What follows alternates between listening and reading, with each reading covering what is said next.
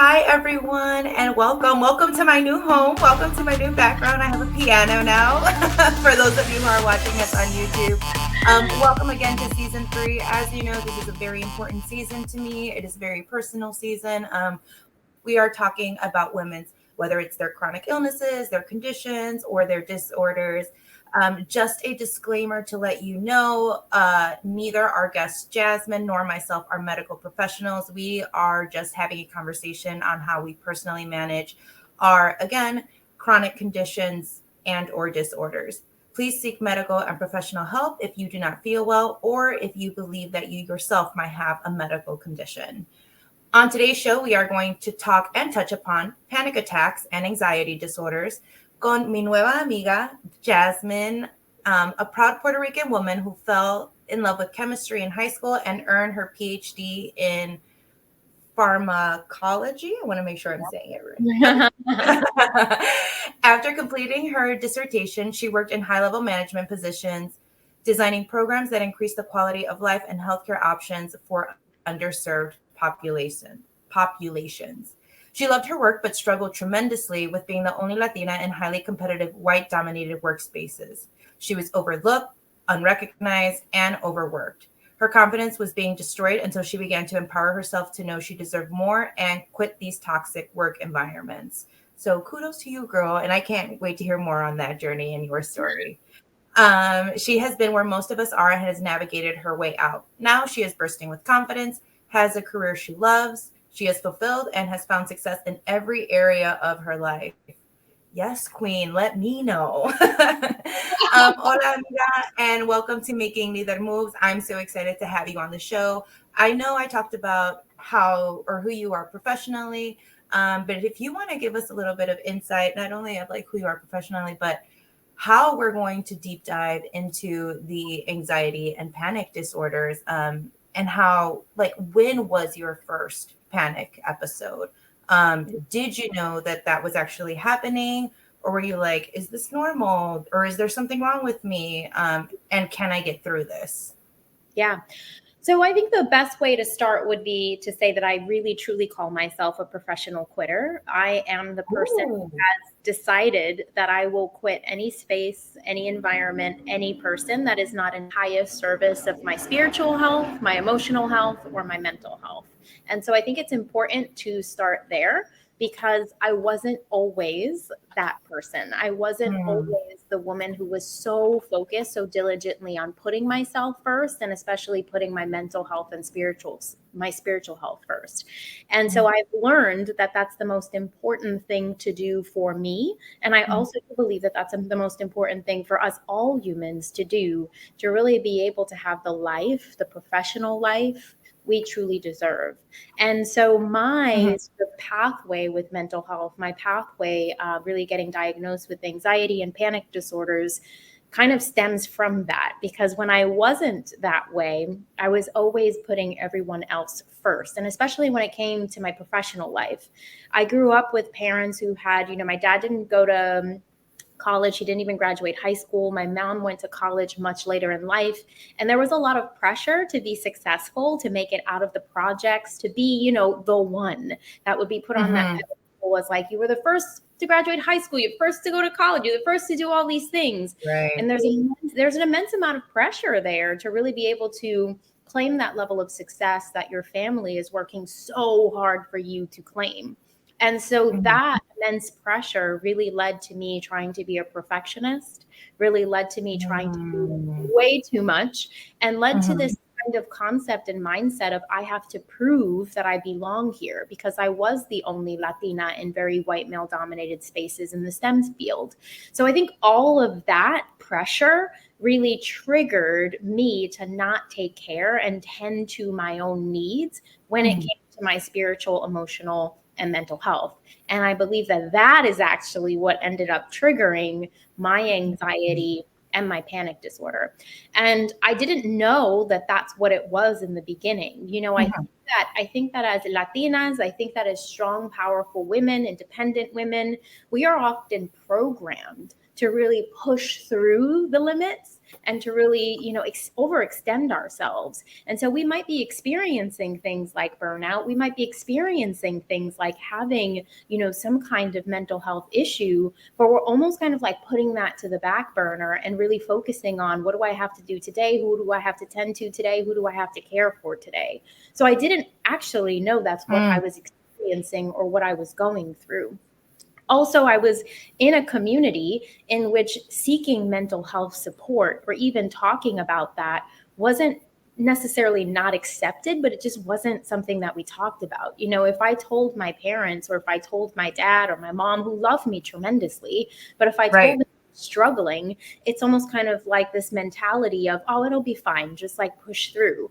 There isn't that tending to of, okay, what does this struggling really truly mean? So I think there's a lot that went into that sort of state of, having anxiety, having those panic attacks, and not really knowing what I was experiencing, because in communities we still don't talk as much as we should about what that means, and the environmental factors of it, but also the pressures that were being put on me inadvertently to be successful. Oh, no, totally agree. And it's funny because I feel like a lot of parents, right, especially if you are first generation with immigrant parents, it's always like, well, you got to push through and bendito sea, right? It's always a bendito sea. Like, thank God we are here. Thank God we are not where others are. And it's always, and I get it, like, let's try to see the glass half full, but sometimes, like, absolutely not. We do not need to see the glass half full. We do not need to have that mentality. And it's okay to talk about it. And I think another reason why it's probably not even talked about, one, because of exposure and education, but two, they don't even know how to talk about it. Absolutely. Or how to address it and how to care for you. So they repeat the same patterns that their parents probably told them, like, right, ponte las pilas, or like, keep moving forward. Like, you're still trudging through the woods. And it's kind of like, it's up to us to finally be like, okay, no, basta, that's enough. We're going to go ahead and break this generational cycle, and we're going to do it with the education that we seek. And so, speaking on education, when after, you've been having these panic attacks and then these episodes of anxiety, was it a doctor who was the one who was like, oh, this is actually what you're happening? Did you have to go see a doctor? And if you did, how was that experience for you? Well, I started seeking mental health guidance and support when I was in graduate school, because that's when it started to really become intense. So I got my bachelor's degree in biochemistry and then my PhD in pharmacology. And back when I was in the academic space, we were really at a dearth of women, especially women of color, in the STEM field. So I started to feel the pressure of being a Latina in this very male-dominated industry very early on. And then it just intensified as I went into the professional space, because now we're talking about years of having experienced feelings of being the only, feeling that pressure, and also putting a lot of pressure on myself. So I started seeking help when I was in graduate school, because I almost quit my PhD. I was so close. I was sitting in the career services office, and I was having a conversation with an amazing woman there. And she really helped me, like, step off the deep end, because I really was about ready to quit, because I just didn't feel like I could handle it anymore. And that was when she told me to go and seek mental health support from, free mental health support from our clinic at Yale. And honestly, I hadn't put two and two together. Like, I didn't understand what that meant. And so when I went and really sat down with someone and talked through what I was going through, that was when I first really started to open myself up to seeking help, to getting help, and to understanding some of the thoughts that were running around in my mind. But I wasn't yet really open to it. I think when we talk about mental health support and mental health help, there's a lot of communication around that right now. There's also a lot of communication around mindfulness and affirmations and spiritual help. But that didn't really truly exist then. We're also talking about things like imposter syndrome and toxic workplaces. Those were things that I had never heard about back then. So I did Right. go to therapy, but only for a short amount of time. And it was almost kind of like, okay, I talked about it. I feel a little bit better. I'm not going to quit, graduate school. I'm going to stick it out. So I thought the problem was kind of like solved with just this one little thing, not Mhm. realizing that there was so much compounding that was happening, and so much of my beliefs around work and work ethic and how to work were sort of intermingled into this, and that was essentially what also had to be broken down, which is a serious way of tackling some deep stuff. So I started that in graduate school. I thought I Mhm. was okay because I was able to get through the situation and scenario I was in, but I Mhm. didn't realize that stepping into the career environment was a whole nother beast. Right. So once you were in your career and you were in this space, what was the point where you were like, basta, this is enough. It took me I don't need to be here, and then I'm going to start my own business. it took me years to get to that point. I was in my career for 10 years before I Wow. quit and started my own business. So what I want everyone to understand is wherever you are, you can start, right? Wherever you are and with whatever emotions you have and with whatever you are going through and what's going on, you can start. It took me 10 years before I finally was like, that's it. These environments are not for me, and I'm going to service myself in a completely different way, starting my business full time. But I would say that about halfway through those 10 years, around Mhm. year 5, 6 was around the time where I was like, wait a second, my confidence is broken. I'm getting panic attacks just getting on the train. On Sunday Wow. nights, I had such intense anxiety that I couldn't even sleep. There was Mhm. just so many emotions flooding through my system that it would become incredibly hard to even just wake up, put my feet on the ground, and start a day. And so it took a long time before I was finally like, I can't be doing this to myself anymore. My relationships were suffering. I started utilizing alcohol way too much. It was almost like every single day I was leaving my job and saying, well, that sucked ass. So now I'm going to have a cocktail. So Mhm. I had to really see my life for what it truly was in that moment, and how far I had gone from the person that I truly wanted to be in this space before I finally acknowledged, okay, I really need help here. Yeah. And I think that's also giving yourself permission to go about and feel all those feelings, right? Like you're in a career for 10 years, you're saying midpoint, that's 5 years. That's still a very long time. And for you to finally be like, this is not the center of who I am. I am losing myself. I need to get back to who I really am, the core. And like I said, just giving yourself permission to almost grieve, right? Like grieve that you were losing yourself, grieving that you're becoming this person that you don't want to become, and almost being lost, and trying to find yourself and find your way again. And I thank you so much for being honest and transparent and letting us know, like, hey, it can take a while. It's not just this easy mind shift. And I think that's what you see a lot in social media. It's like, oh, here's a mantra, like say it every day and everything's going to be well. And it's Yeah. like, it's so much more than that. Yeah, Um, absolutely. It is. It's a very complicated thing to really go through. And I want everyone to understand that when we talk about mental health and we talk about support in terms of mental health, it's mental health is something that you can't see, right? You mhm, can't see the impact, but you can definitely feel the impact. You can feel how differently you're moving through the world, and you can sense that it's not the truest, most authentic version of yourself.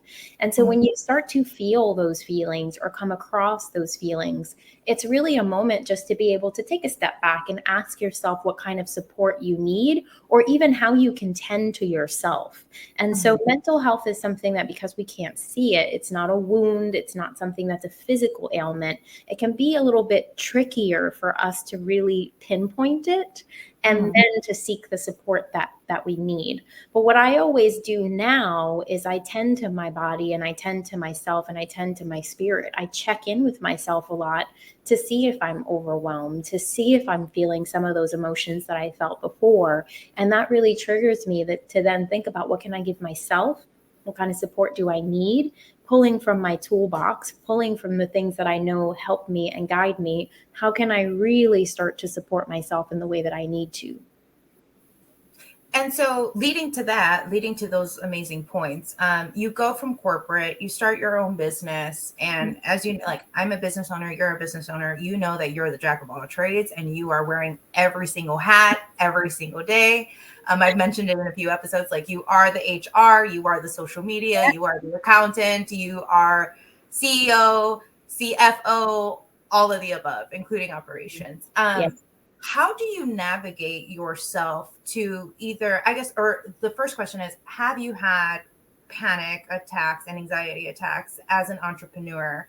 And if you have, how do you navigate yourself from either one, stopping them, or two, having them not be as intense as other episodes that you have had in the past? Yeah. So I think that when we talk about mental health, I think mental health, I mentioned, the physical ailments, you can Mhm. see them, you can heal them. When we talk about mental health, I don't think mental health just truly ever goes away, right? Agreed. I think that these Agreed. things are things that you learn how to manage during your day to day. And Mhm. so for me, it's an interesting question when you say, do you experience panic attacks or do you experience anxiety as a business owner? The answer is yes and no, right? Mhm. It's kind of a yes and answer. So Mhm.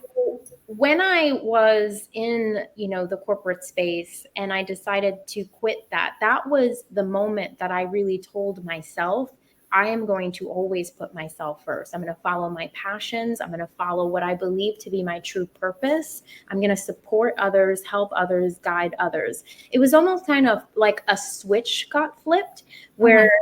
something within me was like, you are always going to be number one. Now, that doesn't mean that at times I don't slip and I put others first or I overextend myself, especially as a business owner. That Mhm. that's something we do all the time.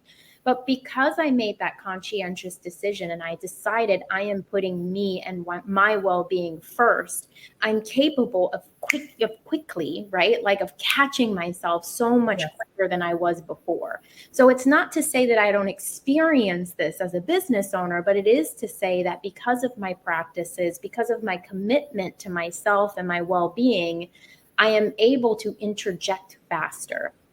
And that, I think, is the most important thing here, is that we don't think that these things just go away and we're never going to experience it again, but that we understand that you just build techniques for yourself, you build tools for yourself that then allow you to recognize when it is happening, the feelings of your body, the emotions that you're experiencing, and then that you have the tools to interject faster. Agreed. No, totally agree. And like, one of my tools is having a community that I know I can rely on. So there are times, especially with having PMDD, where my anxiety is on an extreme level, and my stress is on an extreme level. So even going to something as, and I don't want to say simple, but it's something that we do as business owners quite often. But there are times where I'm about to go into a networking event and I can feel it coming, right? And so it's you being able to catch the triggers, right? Being able to catch the triggers, but then also relying, for me, it's relying on my support. So I know 2 to 3 people that I can call right away. I've done it before in the past, and them just walk me through it, and come up with a plan. Like, this networking event that's 3 hours. You don't have to be there for 3 hours. You can be there. Check in with yourself every 15 minutes. I had a girlfriend once tell me this. Shout out to Paulette. She was like, you don't have to be there the whole time. Like, do 15-minute increments. Check in on yourself. And if you feel that you need to go, then you need to go. And it's the overextending. Like, I need to make these connections. I need to, build my business up. But sometimes it's more putting yourself first, even before your business. And as business owners, that can get scary. Oh, Um, yeah, definitely. Yeah, absolutely. I love that tactic too of check in with yourself every 15 minutes at networking events. I'm going to give that to my clients because I'm going to give that to myself because I have a night that I need to go to and I'm a total introvert. So I'm going to use that. That was good. Yeah. Like I said, shout out to Paulette. She's the one who helped me do that, and that's what I do now. Like moving forward, every networking event I've gone into, I'm like, okay, let me just check in on myself. 15 minutes, let's check in on myself. Would you say for your business, is it habit, motivation that keeps you thriving, or a bit of both? Oh, that's such an interesting question. So I think for myself, and Mhm. I tell this to my clients all the time, related to their goal setting, their job searching, what they're doing in their career, is that the true way and path to be able to achieve something is to have both the desire to achieve it, but also the belief that it can happen or that you can actually do it. Mm. And so for me, the magic sort of bullet is my desire and my belief. And so my desire to really be able to, service as many women as possible, to have the career that they deserve, to make the money that they deserve. My desire is at 100, right? I'm Right. always desiring to be able to create these outcomes for other women, for other women of color, for other Latinas. There's nothing more I want to do in my life. But Hmm. there are times where my belief in, can I Hmm. achieve this? Can I make this happen? Can I get the next client? Am I going to be able to pay my, business income this month? My Yeah. belief might waver. And so that's the piece that I work on a lot, is I have the desire to achieve my goals and my outcome, but what do I need to do in terms of building the belief that I can actually achieve this? And I chunk my goals by my beliefs. So Ooh, I love that. I like to think of it from the perspective of, if my belief on a particular goal is not at a 10, then how do I chunk it down to the smallest increment that I do feel a 10 for this?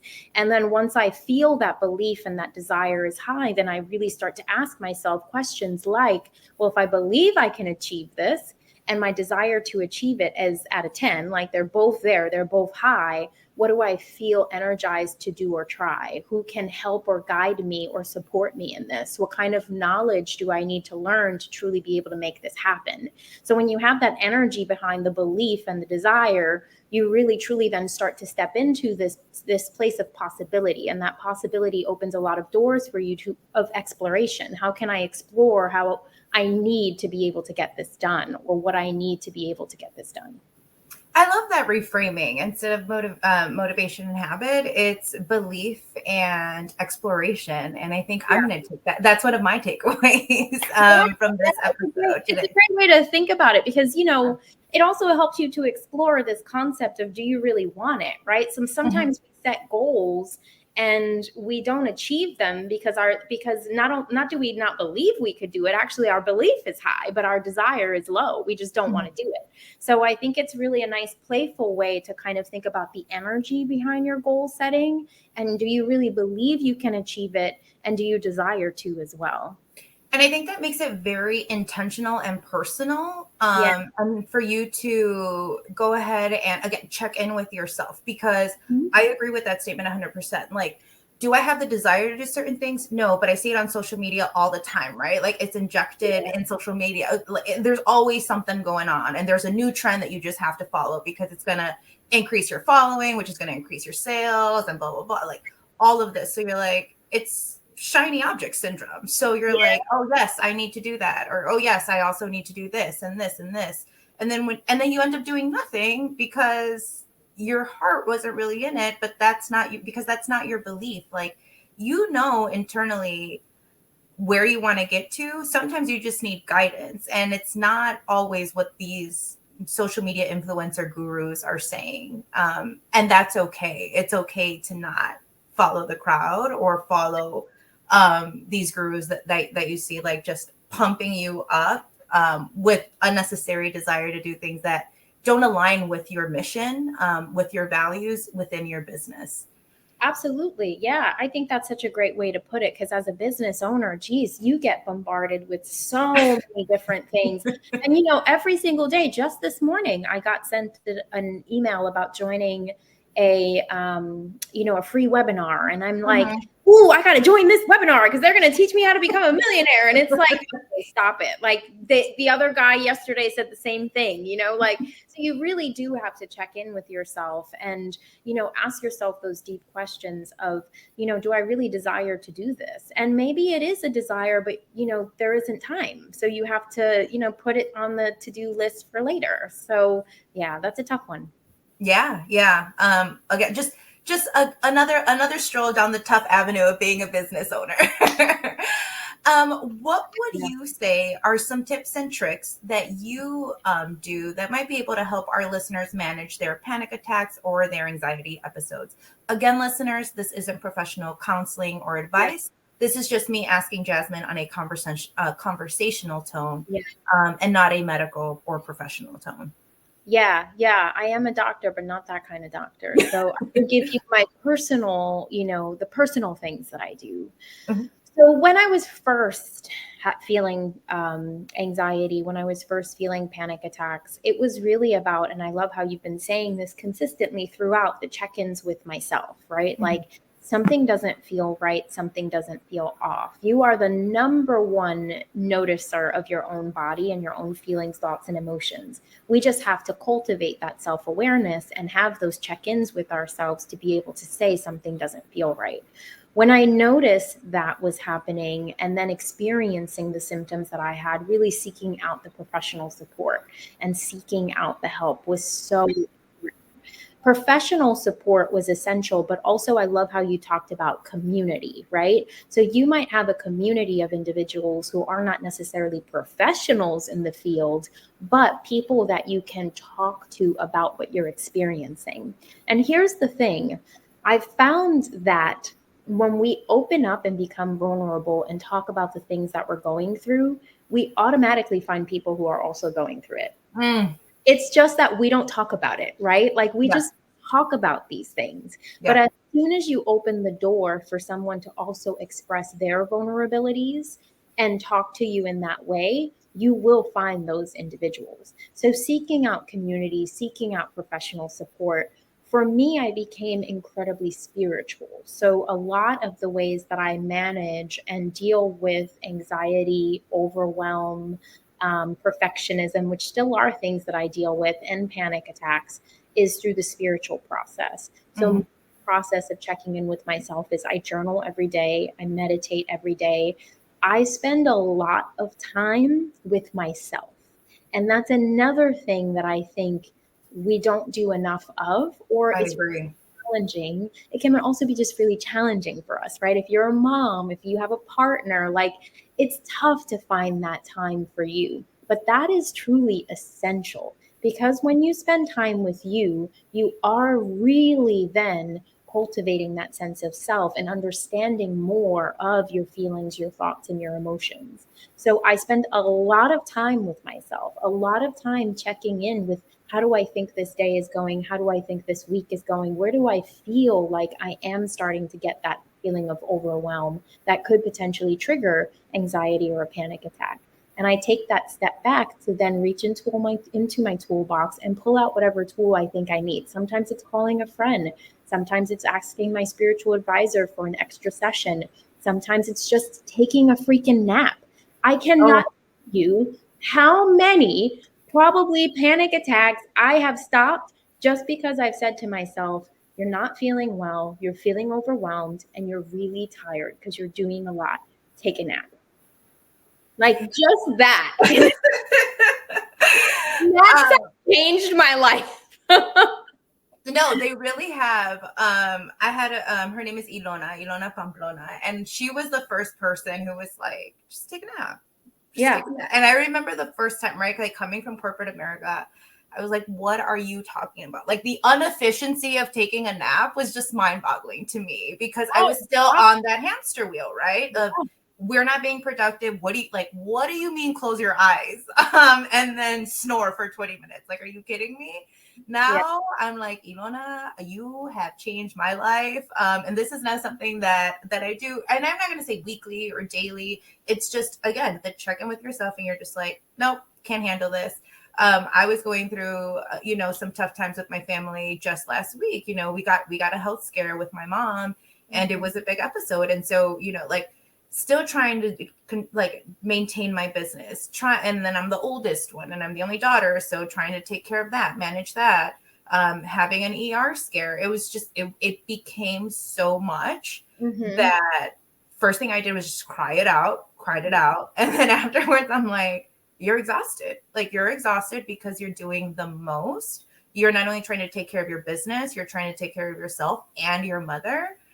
You need to go ahead and just go lay down and take a 20. And that's what I did. And I came back and it was a little more refreshing. I'm not going to say that I felt like, oh, kumbaya, and I felt better, like 100% better. I didn't, but I did have some more clarity to be like writing down a list. Okay, these are the priorities now. Stuff is going to be changing for the next few weeks.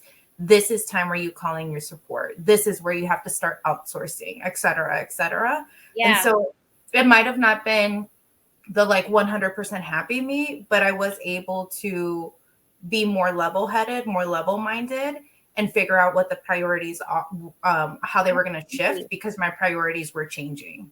Absolutely. And you know, it's funny, like when we slow down, when we take a nap, when we lay down and just breathe, you have the capability of connecting to the highest version of you, right? Like, because you can't make that connection to that inner being or that inner spirit when you are go, go, go, and your brain is running. It's impossible. It's almost kind of like the white noise is there. So you can't hear that internal voice.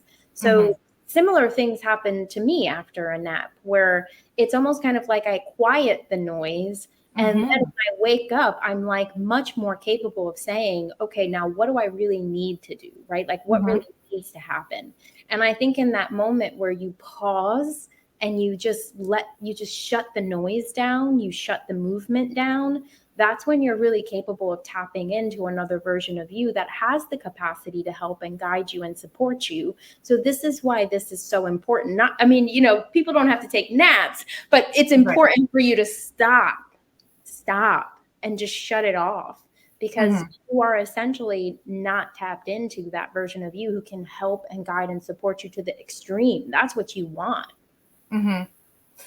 Totally agree. And like you had mentioned, if it's not naps, it's like going to take the walk, right? I know everyone's like, oh, just go take a walk. And again, I was so like, what are we doing? Let's grab the phone and let's take the walk and be proactive, right? And I'm putting that in quotations, proactive.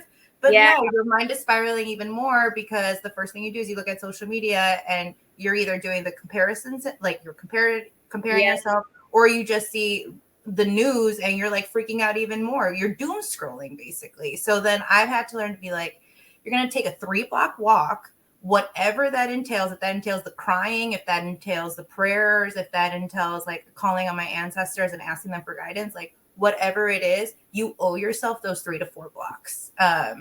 Sometimes it turns out to be longer. Sometimes it's just the 3 to 4 blocks, because that's all I can have time for. But yeah, it really does bring clarity. And I'm glad that we're able to share that with our listeners. So that's pretty cool. Yeah. We talked about community and like finding your support system. When you told your inner circle, including your family, were they supportive when you let them know, like, hey, I've been diagnosed with panic attacks as well as anxiety? Were they a little hesitant? I know we talked about how sometimes we don't even know how to navigate those conversations with our parents. But how was that experience for you when you finally were vulnerable and let them know what was going on with you and within your life? I don't know that I ever actually told my parents that I was diagnosed. Like, I don't think that was ever a discussion that I had with them, to be honest. And that's not, you know, funny enough, I'm sitting here asking myself why. And it's not because I wouldn't tell them. It's almost kind of like, do you ever feel like you have to protect your parents in some way from things? 100%. It's more like that, you know, like I've just gotten to a point in my life where I do lots of wild things. I do lots of, and not wild as in I'm like running out there doing crazy shit. I mean, you know, I pick up and I move somewhere. I quit my whole career and start a business. I'm just kind of in flux a lot. And I like that about myself. I like that freedom that I've given myself to live in the way that I want to. And I just give them that, you know, dosage. I dose them. I hear you. It's like, I don't know if they can handle it all. And I feel like that's not only protecting them, but that's also protecting yourself Yeah, and I just don't protecting want your to deal with peace. it. Yeah, you don't want to deal with it. Like when I got diagnosed with PMDD, I knew how it was going to go down with my mom. So Yeah. it took me a while to tell her. I actually told my father before I told my mother, because I knew, even though he probably wouldn't grasp or fully understand what was happening with my body, he would get, okay, Mija, like she doesn't do well for 1 to 2 weeks before her period comes. And like, so Yeah. if she acts cray cray, like that's not on her. And now we understand why she acts cray cray. With my mom, I knew how it was going to go down. And when I told her, it went down the way that I knew it was going to go down, right? The dismissal, the not really listening, the let's move on to another subject. But I had to build myself, right? I had to build my resilience before I even told her. So I had to tap into my support system, which wasn't my family, and let them know, like, hey, I know this is going to happen. And then being like, it's okay. Like, you don't have to tell her ASAP. Like, you can tell her whenever you want to tell her. Because that, that's a you thing. And yeah, like it went down the way I thought it was going to go down. And sure, it was hurtful, but it wasn't like a knife to the chest, which I know if I hadn't had the therapy, the support system, the group of friends, it would have hurt so much more than what it had. Absolutely. And I think that's really the key thing here is I think you have to do what is right and what's best for you. And I had a community, and I still do, of people who know what I've gone through, who know that I've been through that journey and how I experience it. I have friends of mine who are such beautiful souls that they can sense when I'm overwhelmed or when I'm coming to a certain place, and they know like that's the moment to check on me. They see certain habits happening. And they know that that's like the moment where, okay, we need to activate a reach out here. Right. So there are people who support me through it and who know about it. I think when it comes to my parents and my family, I selectively choose the things that I want them to know or don't want them to know. And it's not because I don't love them or trust them, or I don't think that they love me or trust me. It's just they're my parents, and I don't feel like telling them everything. And I think that's something that as we get older, we learn. Like when you're a child, you're like, oh, I have to tell them everything. Yeah, I have to go And then to the my older parents you for go, help. Like you realize, one of the most beautiful things that I've realized about my parents is they love me and they support me and they yes, can help me in the way that they love me, they support me, and they can help me. And so I always know what to go to them for advice on, support on, guidance on, and help with, just the same way as I have friends who I know are going to help me, guide me, and support me through certain things and not through other things. So I don't think it's any different. yes. Ladies and gentlemen, I think what we're talking about essentially is boundaries and knowing your boundaries between your different community, like your different community members, like not all your community members are going to know the 100 of you. Some are going to know 87, some are going to know 15, and that's okay. They're all members. And yeah, and I think that's essentially just what we're saying is, your boundaries with your peeps. You love them, right? You'll ride hard for them, but the boundaries, and that's okay. The boundaries, absolutely. I love that way of thinking about it. Yeah, for sure, 100%. Are there any resources such as books, websites, podcasts that you follow that help you learn more about and manage your panic attacks as well as your anxiety? So I would say the number one thing to do is if you feel you are experiencing anxiety attacks, panic disorder, is to go seek professional help. What I did was I went through more of a spiritual journey. So a lot of the healing that I did that really helped my mental health and to help me to be able to manage all of the different things that go on in my life were spiritual things. Mhm. So tapping more into inner child work, really working with spiritual advisors and professionals who could more so help me understand my patterns and my beliefs that were triggering or leading to me overworking or leading to me thinking that I had to live life a certain way, which were then triggering panic attacks and anxiety. So a lot of what I did was really breaking down those like old school belief systems that were kind of placed upon me and really allowing myself the ability to live life the way that I want to live it. And in doing that, so much of this has really just kind of gone away and dissipated, or I'm much more capable of catching it quicker. I was going to say, when I was in corporate America and people would say, follow your gut, I would get pissed. I would be like, what the fuck does that even mean? Again, like, where is the time for this intuition? Where is the time for this gut? I don't understand. Like, let's just look at the data. Let's look at let's analyze the data and let's just come up with a plan or a solution. Yeah. Right. Like, that was always my response. Like, I never understood when people would say, just follow your gut. Once I started doing spiritual work, once I started finding community with spiritual work, it has complete, and it's been only 3 years. But within the 3 years, I can say that this is the time in my life where I know me the most because I've done the work, right? I've done, whether it's the shadow work, whether it's the working through with a professional, with a spiritual guide. And it's crazy. It's crazy because now I'm like, let's just follow our intuition. When before I was like, what does that even mean? The best thing to do. And I think, I think for the people who ask, what does that mean? Take a nap.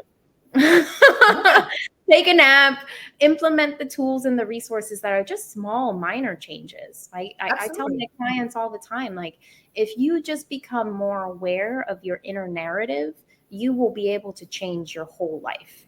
Like, that's all you have to do is become more aware of the things you're saying to yourself. And then asking yourself questions like, why would I ever say that to me? Like, where does that come from? Where does that even stem from? What belief do I need to break down? Like, if you start to almost treat yourself as an external observer, like I'm looking at myself and I'm really trying to identify what's going on with me, you will completely transform your life. I totally agree. And like, just to add upon that, for me, it's also getting in tune with my body. And how I do that is by stretching, especially with PMDD. There's a lot of pelvic tension that I have. So I've learned different stretches and different techniques to open up the pelvic area, which in turn helps me move around my whole body, right? Because there's different positions. And so moving the arms, moving the hips, moving the legs.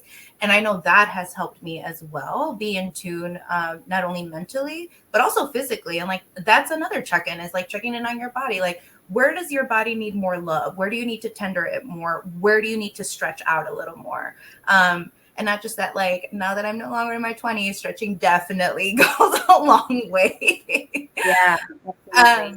Yeah. Well, Jasmine, I was so amazing having you. Everyone, I hope that we learned so much, that you learned so much. I know that there was definitely gems that were dropped throughout this whole episode.